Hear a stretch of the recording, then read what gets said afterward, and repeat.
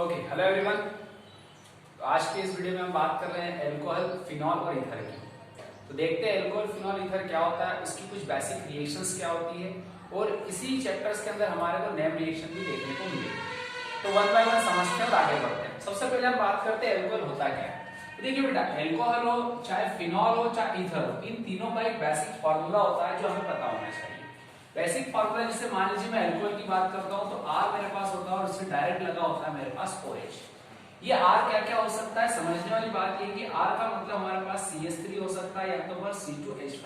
अभी आप फिलहाल इतना ही समझना है कि R हमारे पास क्या है, CH3 और C2H5। इसके अलावा अगर हम बात करें फिनॉल की, तो हमारे पास जो फिनॉल होता है उसमें हमारा जो OH ग्रुप होता है वो डायरेक्ट अटैच होता है हमारे बेंजीन रिंग के साथ। देखिए यहाँ पर जो OH है वो किससे जुड़ा हुआ है, हमारे R के साथ। R एक अल्काइल ग्रुप को रिप्रेजेंट कर रहा है, ठीक है। जैसे मैंने बोला CH3 या तो C2H5। लेकिन यहाँ पर जो फिनॉल है, यहाँ पर हमारा जो OH है वो डायरेक्ट इस बेंजीन रिंग से अटैच है। तो ये डिफरेंशिएट करता है एल्कोहल और फिनॉल को। इसके अलावा अगर हम बात करें ईथर की, तो ईथर का एक बेसिक सिंपल सा इसका भी फॉर्मूला है ROR। ये R हमारे पास क्या क्या हो सकते हैं, तो समझने वाली बात है कि जैसे कि मैंने आपको बताया कि R हमारे पास CH3 हो सकता है और ये वाला भी हमारे पास CH3 हो सकता है। इसके अलावा ये हमारे पास C2H5 भी हो सकता है। तो ये हमारे पास क्या होंगे, अलग अलग R जो अल्काइल ग्रुप है वो हो सकते हैं।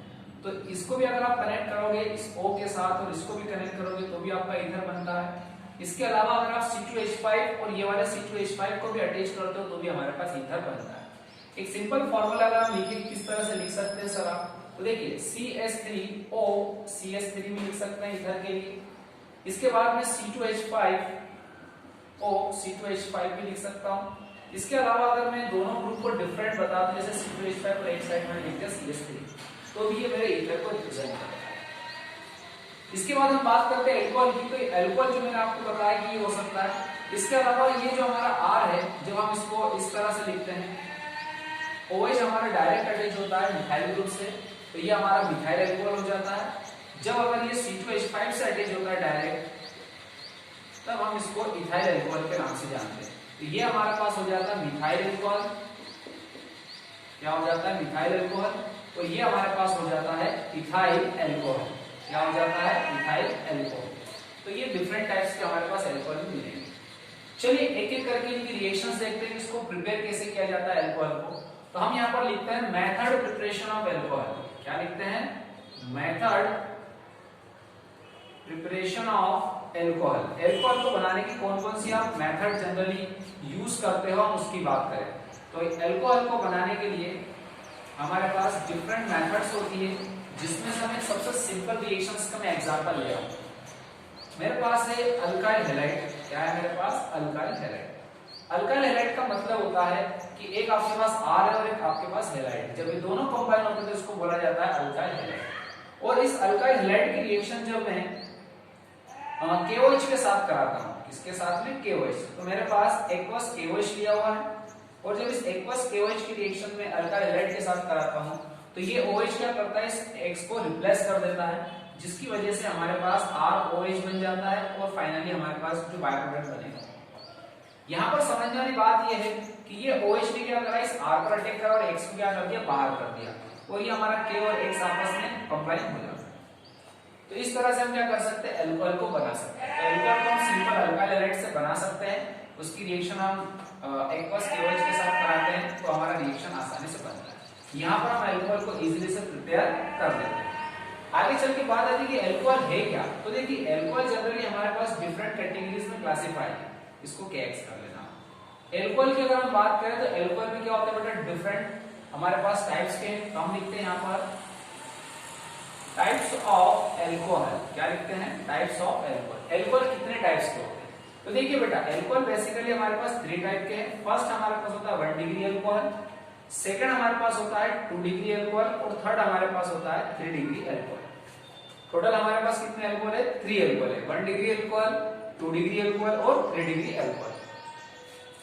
अगर हम बात करें 1 डिग्री एल्कोहल की, तो हम इसको कैसे डिफरेंशिएट करेंगे सर, हमें कैसे पता चलेगा 1 डिग्री एल्कोहल क्या है। तो ध्यान देना आप लोग, 1 डिग्री एल्कोहल हो या 2 डिग्री हो या 3 डिग्री हो, इसके लिए इधर देखेंगे आप लोग। यहाँ पर क्या करना है, ये मान लीजिए मेरे पास एक CH2 है और इससे लगा हुआ है OH, और इस कार्बन से लगा हुआ है कोई भी ग्रुप। ये R जो मैंने यहाँ पे लिखा ना, ये R मेरा क्या डिनोट कर रहा है, ये R मेरा एक ग्रुप है, कोई भी हो सकता है, जिसमें से मिथाइल भी हो सकता है, इथाइल ग्रुप भी हो सकता है, ठीक है। तो ये जो R है आपका, ये डायरेक्ट किससे जुड़ा हुआ है, CH2 से, और ये CH2 जुड़ा हुआ है OH, या कहें कि ये OH जिस कार्बन से जुड़ा हुआ है उस कार्बन से कितने R ग्रुप लगे हुए हैं। अभी आप देख रहे हैं कि R ग्रुप 1 लगा हुआ है। क्या कहा मैंने, इस कार्बन से, ये जो OH जिस कार्बन से जुड़ा हुआ है उस कार्बन से कितने R लगे हुए हैं, तो 1 लगा हुआ है, तो इसको हम बोलेंगे कि ये 1 डिग्री। कितने डिग्री हो गया, ये 1 डिग्री। अब मान लीजिए कंसेप्ट थोड़ा सा चेंज होता है, इसको मैंने कहा कि ये 1 डिग्री है। अब मान लीजिए मेरे पास ये CH और यहाँ पर लगा हुआ है OH, और यहाँ पर अब 2 R ग्रुप लगते हैं। कितने लगता है, 2 R ग्रुप लगते हैं, 1 और 2। तो OH जिस कार्बन से लगा हुआ है उस कार्बन से 2 R ग्रुप लगे हुए हैं, इसका मतलब ये 2 डिग्री अल्कोहल है। कितना डिग्री हो गया, 2 डिग्री। तो मैं चाहूं तो R2CHO भी लिख सकता हूं। फिर बात आती है, सर ऐसा मत लिखो, आप तो जैसा था वैसे ही लिखो, तो ये लीजिए आप ऐसा ही लिख देते हैं हम लोग, ये R1 और ये R2। अब थर्ड स्टेप हमारे पास आ गई कि मान लीजिए मेरा जो CH है, या कहें कि जो OH है वो डायरेक्ट कार्बन से जुड़ा है, उस कार्बन से 3 R लगे। कितने R लगे हैं, 3 R। अभी क्या हो रहा था कि मेरे पास जो OH ग्रुप था वो जिस कार्बन से लगा था उसमें 1 था, तो मैंने उसको 1 डिग्री अल्कोहल कहा, या कहें कि प्राइमरी अल्कोहल। सेकेंड स्टेप में मैंने देखा कि जो OH है जिस कार्बन से लगा है उस पर 2 R लगे, तो इनने कहा 2 डिग्री या सेकेंडरी अल्कोहल। थर्ड मेरे पास निकल कर आया कंसेप्ट कि ये जो OH अगर जिस कार्बन से लगा है और उस कार्बन के पास यदि 3 R, 1, 2 और 3, तो इसको बोला जाएगा 3 डिग्री अल्कोहल। कौन सा डिग्री अल्कोहल, 3 डिग्री अल्कोहल। तो मैं चाहूं तो इसको ऐसा यहाँ पर ड्रॉ कर देता हूँ, राइट कर देता हूँ, ये 3 डिग्री अल्कोहल। तो एक सिंपल व्यू निकल कर क्या आया कि अगर मैं अल्कोहल की बात करूं तो R हमारा एक मेन रिप्रेजेंट करेगा, जिससे हमारा OH ये हाइड्रोक्सी ग्रुप जुड़ा हुआ है। ये OH क्या है मेरे पास, हाइड्रोक्सी ग्रुप है। तो जब हाइड्रोक्सी ग्रुप डायरेक्ट R से जुड़ा हुआ, R मींस या तो वो CH3 हो या तो वो C2H5, इनसे जुड़ा हुआ रहेगा तो हम इसको क्या बोलेंगे, अल्कोहल बोलेंगे। फिर बात आती है अल्कोहल, जैसे CH3 जुड़ जाता है तो हम इसको बोलते हैं मिथाइल अल्कोहल, C2H5 जुड़ता है तो इसको इथाइल अल्कोहल कहते हैं। इसको बनाया कैसे जाता है, तो एक मेथड हमारे पास है अल्कोहल बनाने के लिए, सिंपल से मेथड है। क्या है कि मैंने यहाँ पर ले लिया अल्काइल हैलाइड, क्या ले लिया, अल्काइल हैलाइड, और इस अल्काइल हैलाइड की रिएक्शन मैंने करा दी एक्वस KOH के साथ। तो ये एक्वस KOH के साथ जब कराता है अल्काइल हैलाइड की रिएक्शन, तो हमारे पास अल्कोहल ऑब्टेन होता है।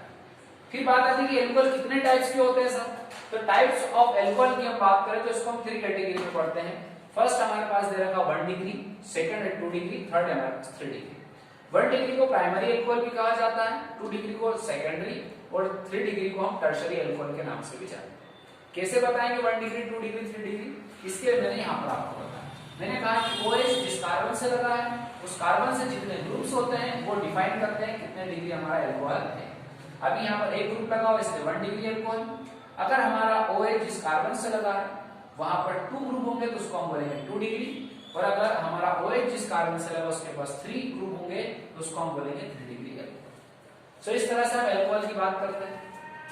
फिर बात आती है कि फिनॉल को कैसे पहचानेंगे सर, तो फिनॉल में जो हाइड्रोक्सी ग्रुप होता है OH वो डायरेक्ट बेंजीन से अटैच होता है। डायरेक्ट किससे अटैच होता है, वो बेंजीन से अटैच होता है, इसलिए हम इसको फिनॉल की कैटेगरी में रखते हैं। फिर बात आती है ईथर। ईथर के अंदर क्या होता है, हमारा जो बेसिक स्केलेटन होता है वो कुछ इस तरह से होता है। O के साथ दोनों R ग्रुप लगे होते हैं। R ये दोनों सिमिलर भी हो सकते हैं, दोनों डिफरेंट भी हो सकते हैं। सिमिलर होंगे तब भी आपका ईथर होगा, डिफरेंट होगा जैसे सिमिलर यहाँ पर CH3 सिमिलर ग्रुप है तो भी ईथर है। यहाँ पर 2 मिथाइल ग्रुप, मिथाइल ग्रुप यहाँ पर थे तो सिमिलर ग्रुप, दोनों मिथाइल ग्रुप लगे हुए हैं तो भी ये ईथर है। C2H5 ये भी सिमिलर ग्रुप है तो भी ये ईथर ही है। और फिर बात आती है कि जो CH3 और एक साइड C2H5 हो तब भी इसको हम क्या बोलेंगे, तो तब भी हम इसको ईथर ही बोलेंगे। तो ये तीनों क्या है, ईथर की ही कैटेगरी है जिसको हम देखते हैं। ठीक है, अब हम बात करते हैं कि ये जो 1 डिग्री, 2 डिग्री, 3 डिग्री अल्कोहल है इसको हम कैसे डिफरेंशिएट करेंगे।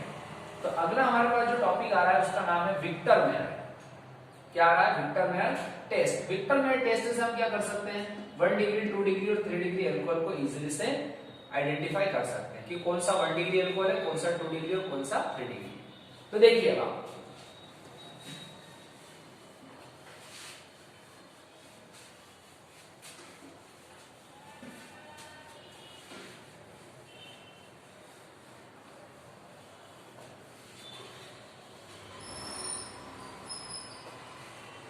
अब हमारे पास टॉपिक आता है Victor Meyer test. Victor Meyer, ये विक्टर मेयर टेस्ट क्या है सर?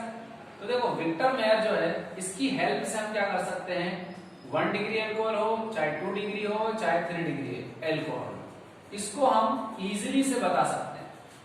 कैसे बताएंगे, तो देखिए सबसे पहले हम लिखते हैं यहाँ पर 1 डिग्री अल्कोहल CH3 CH2 और OH, this is 1 degree alcohol. Second हम लिखते हैं यहाँ पर 2 डिग्री अल्कोहल CH3 CH3 और OH, ये हमारा कौन सा डिग्री है, 2 डिग्री अल्कोहल। फिर हमारे पास आता है 3 डिग्री अल्कोहल CH3 और OH, कौन सा डिग्री है ये, 3 डिग्री। अब बात आती है कि तीनों तो हमारे पास अल्कोहल है, लेकिन मुझे कैसे पता चलेगा कि कौन सा 1 डिग्री है, कौन सा 2 डिग्री और कौन सा 3 डिग्री। सबसे पहले हम क्या करते हैं, इन तीनों के अंदर रेड फास्फोरस लेंगे और साथ में लेंगे HI हाइड्रोजन आयोडाइड। क्या लेंगे, रेड फास्फोरस और हाइड्रोजन आयोडाइड। इसमें भी ले लिया red phosphorus plus hydrogen iodide, तीनों में मिक्स करेंगे। ध्यान रखना ये हमने एरो बनाया और हमने क्या लिख दिया, रेड फास्फोरस प्लस HI, तीनों में लिया अपन ने। अब बात आती है कि जब रेड फास्फोरस और HI को इसके अंदर आप डिसॉल्व करोगे या मिलाओगे 1 डिग्री अल्कोहल, फिर 2 डिग्री में, 3 डिग्री में, तो सबसे पहले हमारे पास क्या होगा बेटा, ये H और ये वाला OH आपस में वाटर बना के क्या कर लेगा, बाहर हो जाएगा। क्या बन के बाहर होगा, वाटर। यहाँ पर भी क्या होगा सर, तो यहाँ पर भी वाटर बनेगा, तो माइनस क्या लिख देंगे हम, यहाँ पर भी हमारा वाटर मॉलिक्यूल्स बाहर निकल। इस केस में भी वाटर मॉलिक्यूल्स आसानी से बाहर निकल रहा है, तो माइनस H2O बनता क्या है सर, मेजर प्रोडक्ट। तो देखो CH3 अपनी प्लेस पर है, ये CH2 अपनी प्लेस पर है, और यहां से क्या जुड़ जाता है आपका I।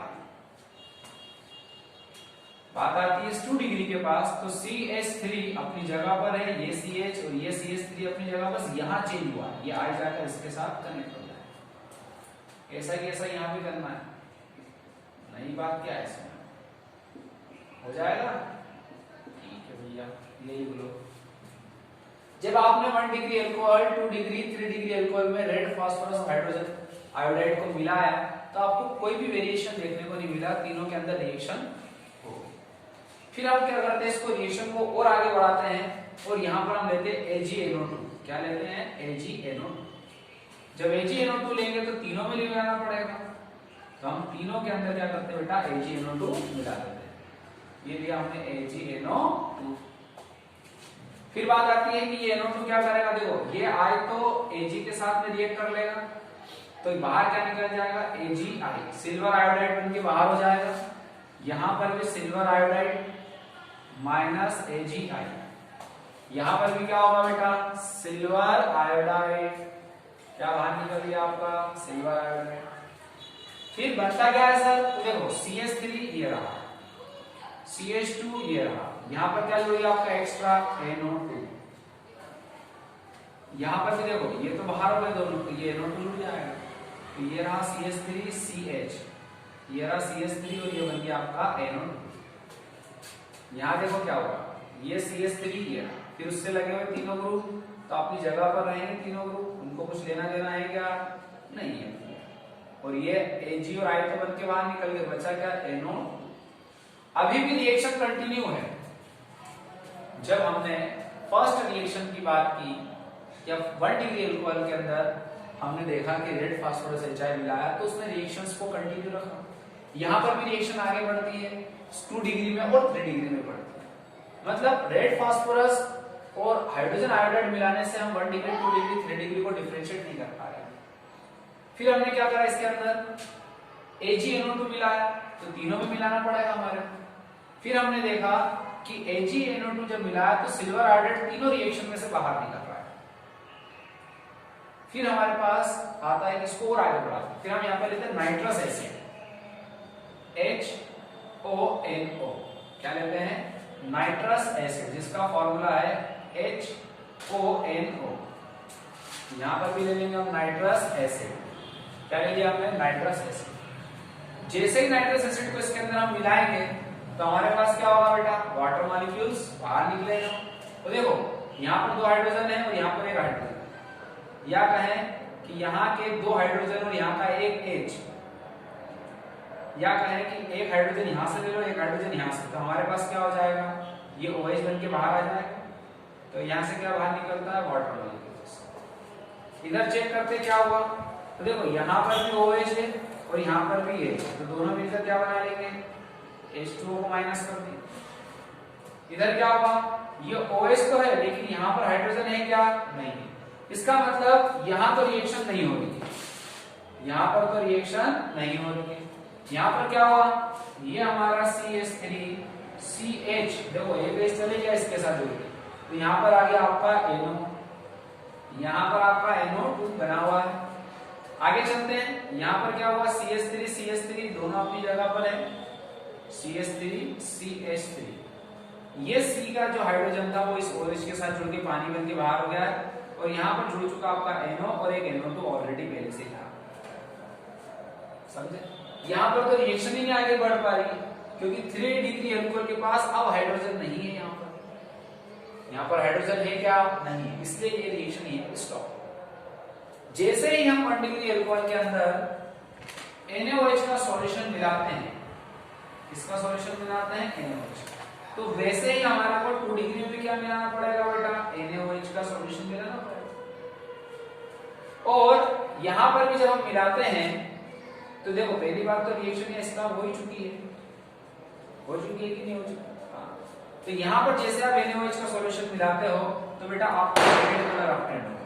कौन सा कलर ऑब्टेन होगा, रेड कलर। और यहाँ पर जब आप मिलाओगे तो आपको ब्लू कलर मिलेगा। कौन सा कलर मिलेगा, ब्लू कलर। तो एक जगह रेड कलर मिल रहा है, एक जगह ब्लू।